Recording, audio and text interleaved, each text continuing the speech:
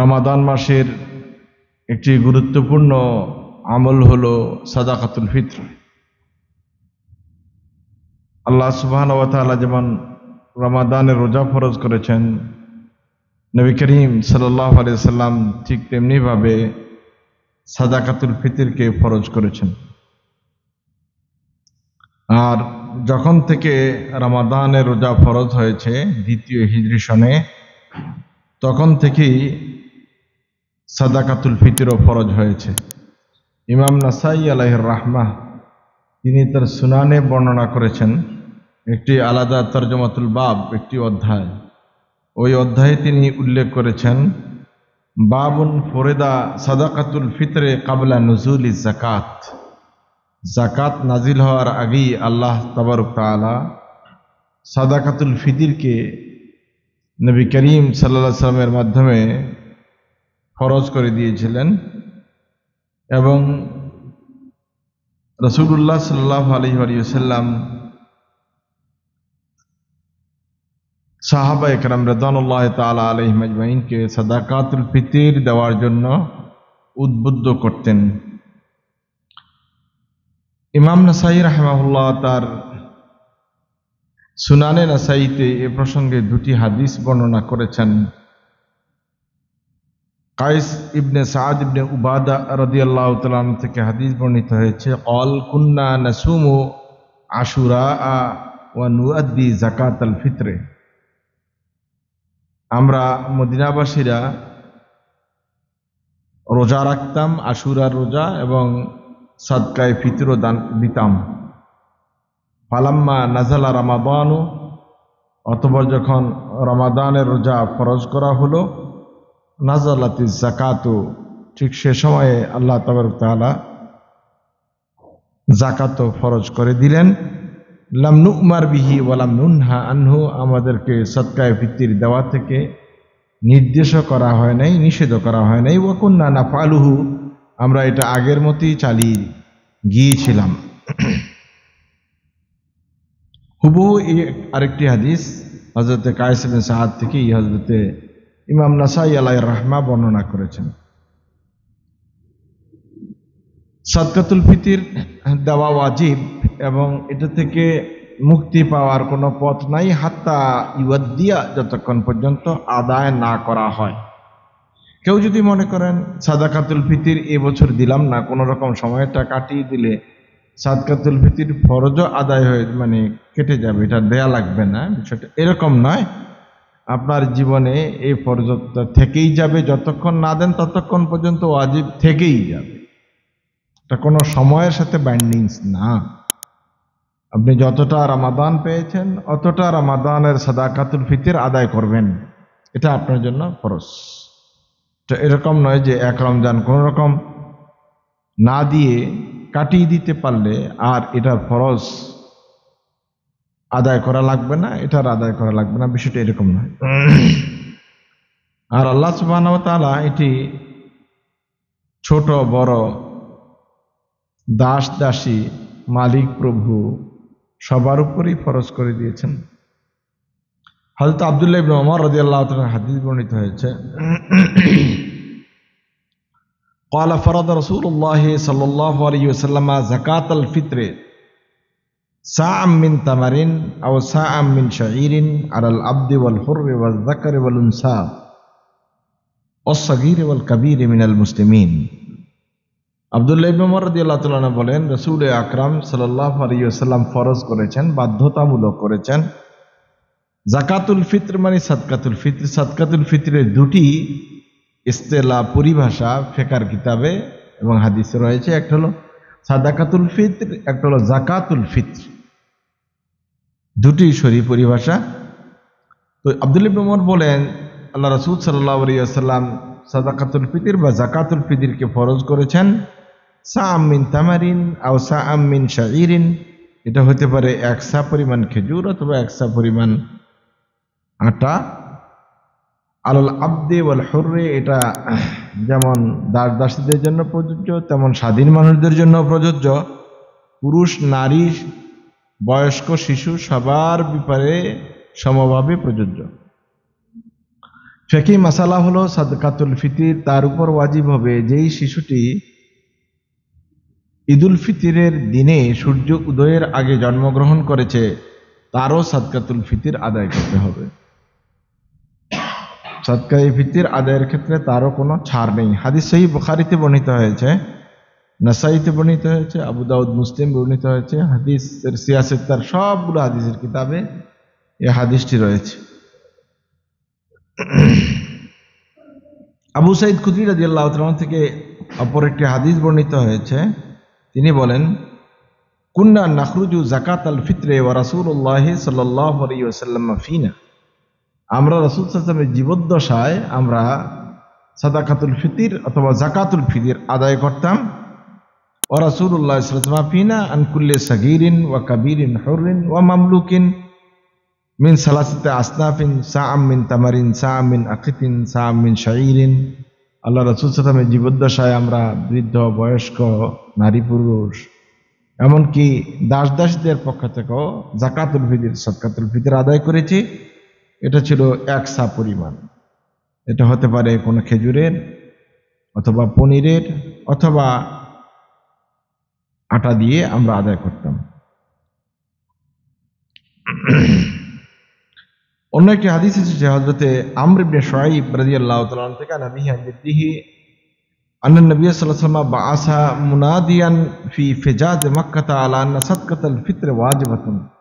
রাসূলুল্লাহ সাল্লাল্লাহু আলাইহি ওয়াসাল্লাম ঘোষক পাঠিয়ে মদিনার গলিগুলোতে ঘোষণা দিয়েছেন যে আল্লাহ রাসূল সাল্লাল্লাহু আলাইহি ওয়াসাল্লাম সাদাকাতুল ফিতর ওয়াজিব করেছেন আলা কুল্লি মুসলিমিন, প্রত্যেক মুসলমানের জন্য, যাকারান ওয়া উনসা, হুররান কানা আও আবদা, সাগীরান কানা আও কাবীরা, বড় ছোট, গোলাম, মালিক, নারী পুরুষ সবার উপর এটাকে ওয়াজিব করা হয়েছে। এ ধরনের হাদিস যেগুলো প্রায় কাছাকাছি শব্দে বেশ কয়েকটি হাদিসের কিতাবে উল্লেখ হয়েছে। সহিহ হাদিসের বর্ণনা অনুযায়ী এর সংখ্যা প্রায় ৮-১০টি, যেখানে বুখারী, মুসলিমের হাদিস রয়েছে। তাছাড়া সিয়াসিত্তার কিতাবগুলোতেও হাদিসগুলি বর্ণিত হয়েছে। বিভিন্ন সাহাবা একরাম থেকে হাদিসের মূল বিষয়বস্তু একই রকম। আল্লাহ সুবহানাহু ওয়া তাআলা কেন রাসূল করিম সাল্লাল্লাহু আলাইহি ওয়াসাল্লামের মাধ্যমে সাদাকাতুল ফিতর ওয়াজিব করলেন, এই বিষয়টি হাদিসে বর্ণিত হয়েছে। সাদাকাতুল ফিতর হলো তাহারাতুন লিসাইম, রোজাদার যে রোজা রাখে এটাকে পরিচ্ছন্ন করার ব্যবস্থাপনা হলো সাদাকাতুল ফিতর। এটার মধ্যে ত্রুটি থাকতে পারে, কোন রকমের সন্ধিয়ান থাকতে পারে, রোজার মধ্যে বিভিন্ন রকমের অপূর্ণতা থাকতে পারে, এটাকে যারা আমরা আরবিতে বলি আল খালাল, বিভিন্ন রকমের ত্রুটি হতে পারে। এসবগুলোকে কাটিয়ে ওঠার, এনজেবার করার মাধ্যম হচ্ছে সাদাকাতুল ফিতর। নবী করিম সাল্লাল্লাহু আলাইহি ওয়াসাল্লাম ইরশাদ করেন, আন ইকরামাত আন ইবনে আব্বাস রাদিয়াল্লাহু তাআলা আনহু قال فرض رسول الله صلى الله عليه وسلم زكاة الفطر طهارة للصائم। নবী করিম সাল্লাল্লাহু আলাইহি ওয়াসাল্লাম সাদকায়ে ফিতরকে ওয়াজিব করেছেন, ফরজ করেছেন রোজাদারের রোজাকে পরিচ্ছন্ন করার জন্য, মিনাল লাগবে ওয়ার রাফাসে, তার বিভিন্ন ত্রুটি এবং ভুল থেকে মার্জনা করার জন্য, ওয়া তু'মাতান লিল মাসাকিন, এবং দরিদ্রদের খাবারের ব্যবস্থা করার জন্য। ফামান আদ্দাহা ক্বাবলা সালাত ফাহিয়া যাকাতুন মাকবুলা। সাদাকাতুল ফিতর ঈদুল ফিতরের আগে যদি আদায় করে তাহলে আল্লাহ তাআলার কাছে এটা একটি সাদকায়ে ফিতর হিসাবেই, যাকাতুল ফিতর হিসাবেই গৃহীত হবে, মাকবুল হবে। এমন আদ্দাহা বাদ সালাতে ফাহিয়া সাদাকাতুম মিনাস সাদাকাত। আর যদি কেউ ঈদের নামাজের পরে এটা আদায় করে, আদায় হবে, তবে একটি সাধারণ সাদাকা হিসেবে আল্লাহ তাআলার কাছে কবুল হবে।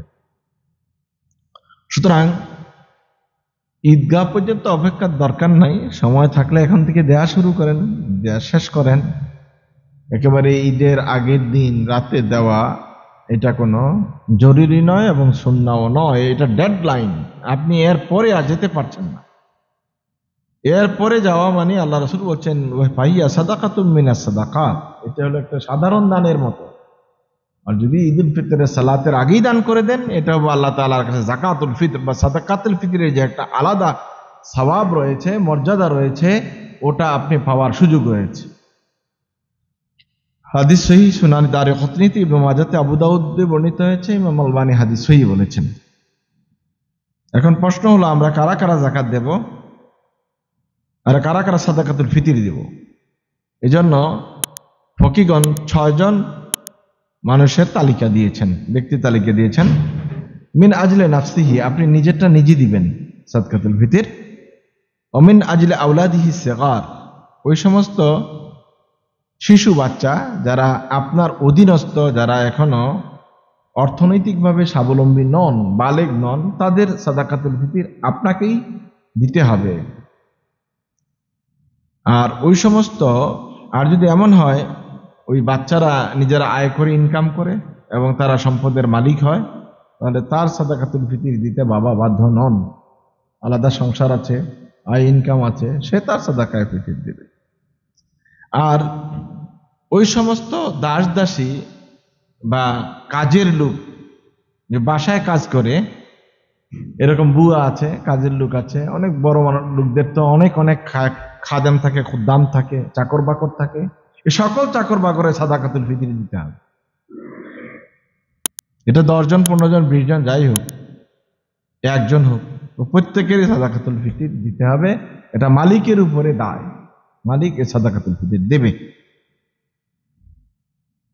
আর যদি ওরকম কোন দাস দাসী হয় যেটা ব্যবসার উদ্দেশ্যে, এখন তো আর এই ব্যবস্থা নাই, এটা পৃথিবী থেকে উঠে গেছে এবং উঠাই বাঞ্ছনীয় ছিল, যে যদি আপনি ব্যবসার উদ্দেশ্যে কোনো দাস দাসী রাখেন বা মজুদ করেন, ওটার জন্য আপনার সাদকায়ে ফিতর দিতে হবে না, বরং ওটার জন্য আপনি যাকাত দিবেন, কারণ ওটা ব্যবসায়িক মাল।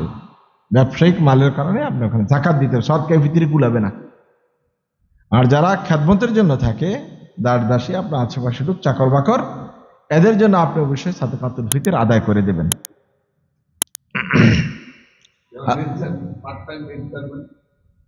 সেটা দিয়ে দেওয়াই ভালো, কারণ দাম আয়ুরিবুকা ইলা মালা আয়ুরিবুকা, যেহেতু এটা সন্দেহজনক একটি অবস্থান, কাজেই এটা দিয়ে দেওয়াই ভালো। না দিলে কিছু হবে হবে এরকম কিছু না, তবে এইটাই হলো আপনার এহতিয়াত, আজিমত, মানে সন্দেহজনক অবস্থান থেকে আপনি ভালো অবস্থানে রইলেন। এটা এক প্রকার দান। এটা হইতে পারে কত টাকা, সামান্য কিছু টাকা, এটা একজন মালিকের জন্য কিছুই নয়। এটা আপনি তাকেই দিতে পারেন যিনি আপনার বাড়িতে কাজ করে, চাকর করে, তাকেও দিয়ে দিতে পারেন, অসুবিধা নেই। বরং এটা আপনি তাকে আরো বাড়িয়েও দেন, কোনো সময়ে কিন্তু আপনি তাকে বাড়িয়েও দেন। আপনি 100 টাকা কাউকে বোনাস দেন না, হয়তো আপনি 500 টাকাই দিবেন, নিয়ত করে দেন, শুধু সাদাকাতুল ফিতরটা আদায়ের নিয়তে দিয়ে দিলাম, তাই হয়ে গেল। আল মামলুক আল মুদাব্বারা, ওই সমস্ত চাকর যাদের সাথে চুক্তিপত্র আছে, এত টাকা দিলে সে মুক্তি পাবে, এগুলোর এখন কোনো বিধান নেই, তবুও ফিকহের কিতাবগুলোতে আছে। ওই সমস্ত চাকর বাকরদেরও কিন্তু সাদাকাতুল ফিতর মালিককেই দিতে হবে। উম্মুল আওলাদ, উম্মাহাতুল আওলাদ, তাদেরকেও দিতে হবে।